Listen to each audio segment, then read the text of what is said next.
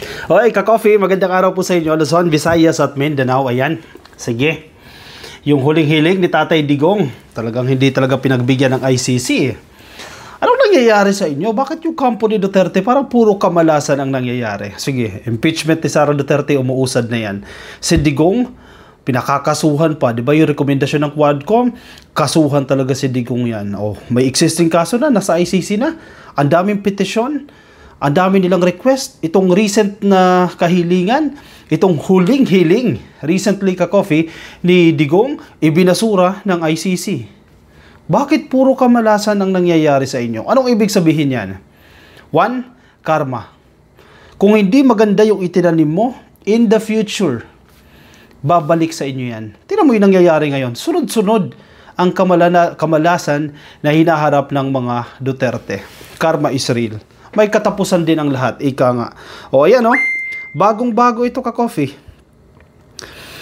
Kasi binalita natin ito nung nakaraan kasi napakayabang nito ni Kaufman eh. Yung abogado ni Digong dyan sa ICC, napakayabang.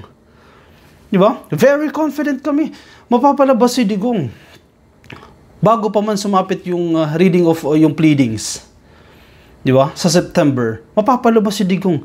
Bawat petition nga eh. Ng kanyang kampo eh. Ibinabasura ng ICC. O ano yung recent petition nila dyan? Ang nire-request nila na i-disqualify yung 2 judges sa pagbibigay ng verdict, sa pagbibigay ng judgment doon sa jurisdiction case ni Digong. Ano sila sabi nila dyan? Dapat itong 2 judge na yan, hiling yan ha, ng kampo ni Digong ha, dapat mag-inhibit sila dyan, hindi sila sumali sa pagbibigay ng hukom o ng judgment doon sa kanilang pagkikwestiyon sa jurisdiction ng ICC. Dahil bias daw po yung mga judges na yan. Anyari? Hindi umubra. Oh, kala nyo malakas kayo ha? Hindi umubra. Binasura ngayon. Nagdesisyon na itong ICC. Hindi pwede. Ang dami nyo ng request. O lahat ng request ninyo ibinabasura.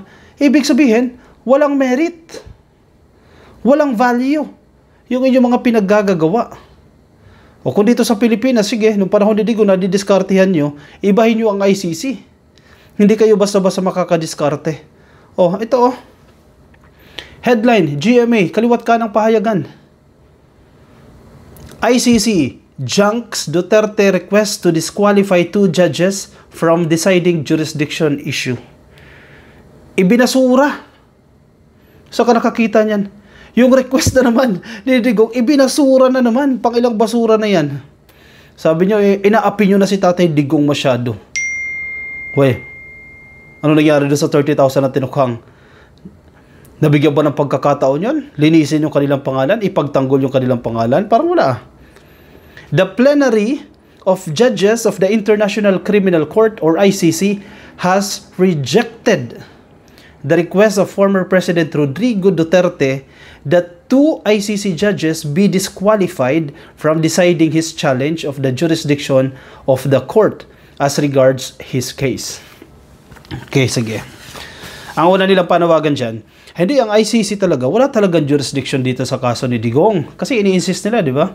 Hindi naman miyembro ang Pilipinas sa ICC, dapat wala kayong jurisdiction. So yan ang kine-question. Kasi ang ginagawa kasi ng kampo ni Digong, yung grupo nila Kaufman, lahat ng diskarte gagawin nila para makalusot sila. Lahat. I-exhaust nila lahat ng paraan para maabsuelto itong si Digong at mapauwi yan. Hindi naman lumulusot. Duterte is facing crimes against humanity charges before the ICC in connection with the EJK under his tukhang ng administrasyon niya. Malinaw naman yan. The plenary was convened on June 9. June 9, anong petsa ngayon? June 11. So 2 days pa lang ito ka-coffee ha? 2 days pa lang nakalilipas. June 9 to consider Duterte's request for the disqualification of Judge Rene Adelaide Sophie Alipini Ganzu at si Judge Maria del Socorro Flores Lira. Yan yung 2 judges ka-coffee. Inis sila dito sa 2 judges na yan. Kaya gusto nila ipa-disqualify kasi ang tingin nila dito sa judges, hindi bias talaga yan eh. Hindi yan natin kakampi, bias yan. Total, hindi natin kakampi yan. O sige, i-disqualify natin yan kasi nararamdaman nila eh. Nararamdaman nila na talagang tutuluyan si Digong nitong judges na yan. So kaya, gagawa sila ng paraan, umiisip sila ng paraan, papaano nila malulusutan yung ganyang senaryo, yung ganyang sitwasyon. O sige, itong si Kaufman nag-isip, o sige, ipa-disqualify natin yan. Total, hindi natin kakampi yung judges na yan. Ipa-disqualify natin. O, hindi sila lumusot.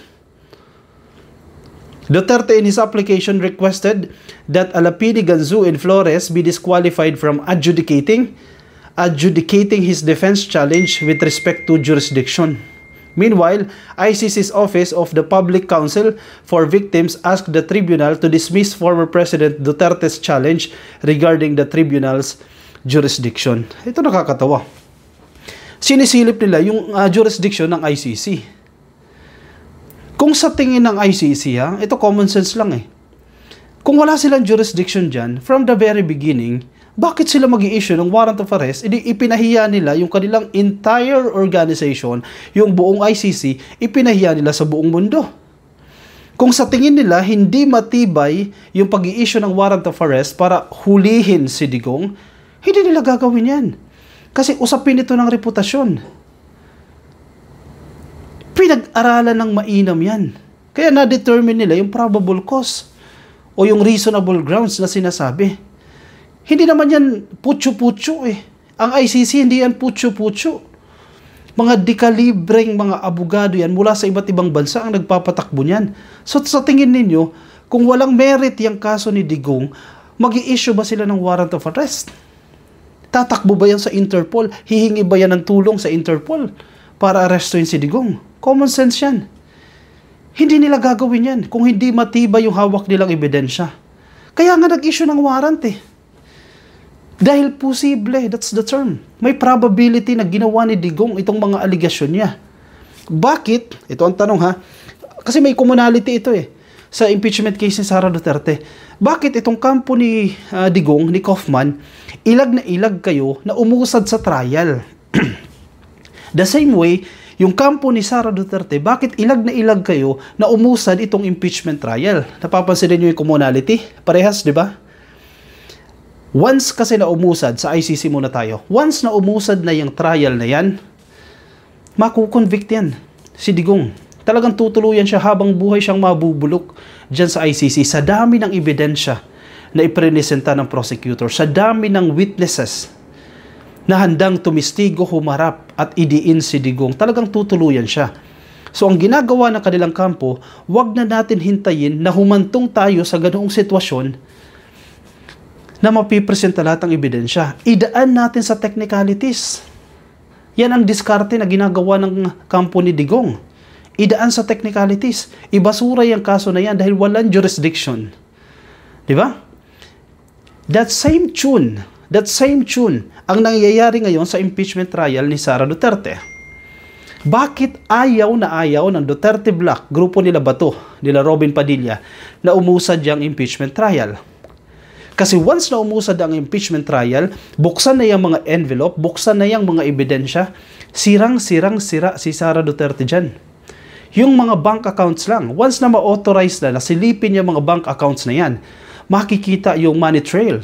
Saan nang gagaling yung pera? Bakit maraming perang pumapasok? Mabubuksan yan. Once na inauthorize na. Once na umusad na yung hearing na yan, sangkaterbang ebidensya ang maglalabasan. At talagang matutuluyan si Sara Duterte dyan. Makukonvict siya. As of the moment, may bilang siya dyan. Pero once na prenisenta itong mga ebidensya na yan, itong mga senador, for sure, with their intellect, with their intelligence, pagbabatayan nila yung merit ng kaso. Siguro si Bato, si Marcoleta, si Robin Padilla, wala na tayong i-expect dyan. Dahil bias yung mga yan eh. Bagamat senator judges yan, ang bias yan na kay Sara Duterte. Pero yung ibang mga senador, wow, slang, yung ibang mga senador na ganyan pa mga swing votes, for sure, pagbabatayan nila yung merit ng kaso. At once na umusad na yung trial na yan, itong mga prosecutors natin, mga dekalibreng prosecutors mula sa House of Representatives, isa-isahin yung mga ebidensya na yan, talagang matutuluyan si Sara Duterte. Talagang makukonvict yan. So, anong ginagawa nila ngayon? I-delay. O baka yung kaka-delay na yan, umabot pa yan sa 2027. Tuluyan ng ma-dismiss itong impeachment case. Good thing, ha? Good thing. May mga nagbabantay. Lalo na yung mga kabataan. Malaking factor din yung mga nagbabantay. Yung mga kabataan. O sige, delay ninyo yan. Kung hindi nag-rally dyan sa harap ng Senado na pinuntahan din natin, malamang hindi ganyan yung pressure sa Senado eh. Kasi si Chis Escudero, yung style ni Chis, i-delay natin yan eh. Kung walang pressure coming from the public, wala yan. Hindi yan uusad. Buti na lang may pressure kaya naging mabilis yung panunumpa pagtitake ng oath bilang presiding officer ni Chis Escudero. The same thing sa mga senator judges. Pero may mga ilan na hindi nagsuot ng robe dahil hindi raw kasya. O si Amy Marcos, wala daw siyang robe kaya hindi siya nakapag-robe. Yung Marimar, imposible yan. Pinagawan kayo lahat ng robe, kayo wala. Pinagawan kayo, hindi kasya. Naku, dahilan nyo lang. Ang laki-laki ng robe na yan. Nakita nyo ba yung robe na yan? Paano hindi kasya yan? Ano yan? Pang-baby ba yung ginawa? Hindi raw kasya yung kay Robin Padilla. Paano hindi magkakasya yan? Ang laki-laki niyan. Lahat yan malalaki. Ayaw lang talaga nilang isuot. Kasi it's a sign or it's their way of showing resistance to the ongoing impeachment trial. They don't want to proceed with the trial. Kaya dinadaan nila sa technicalities. The same way sa ginagawa ng kampo ni Digong. Same formula. They are expecting for a same result. Kaya parehas sila ng ginagawa. Oh, kala nyo malulusutan ninyo, didiskartehan ninyo. Ang taong bayan, malaki ang ginagawa. Makapangyarihan ang taong bayan. Nagbabantay ang taong bayan. Sabi ni Bato, hindi raw yan ang taong bayan dahil nakausap niya raw ang taong bayan. Sino ba yung taong bayan? Taga Visayas, taga Mindanao. At ang sinasabi daw ng taong bayan, wag daw po i-convict si Sara Duterte. O sino yung mga nagrarally dyan sa Senado? Hindi ba siya parte ng taong bayan? Nakakatawa lang itong si Bato, oo. Hay, nako talaga, Bato de la Rosa, Robin Padilla. Sige, maghihintay pa tayo dahil sabi ni Bato, win daw yan eh. Isang pagkapanalo daw po itong nangyari sa pagkakadelay ng impeachment trial ni Sara Duterte kasi marami pa silang hinihingi mga papeles. Isa daw po itong pagkapanalo. O, sige, good luck sa inyo. Hindi pa rin papanig sa inyo ang tadhana. Kung mali ang ginagawa ninyo, sisingilin kayo ng tadhana. Tulad ng nangyayari kay Digong. Sabi niya, destiny yan. May mga mali siyang ginawa. Kaya sinisingil siya ngayon. O biruin mo, matanda na siya. Imbis na nagra-relax siya, enjoying his retirement, nasaan siya? Nakakulong. Mag-isa. Worth it ba yan? Hindi worth it para sa kanya ha. Pero ito po destiny niya, sabi niya. At ito po hustisya para sa kanya mga biktima. Sa mga tinukhang na walang kalaban-laban.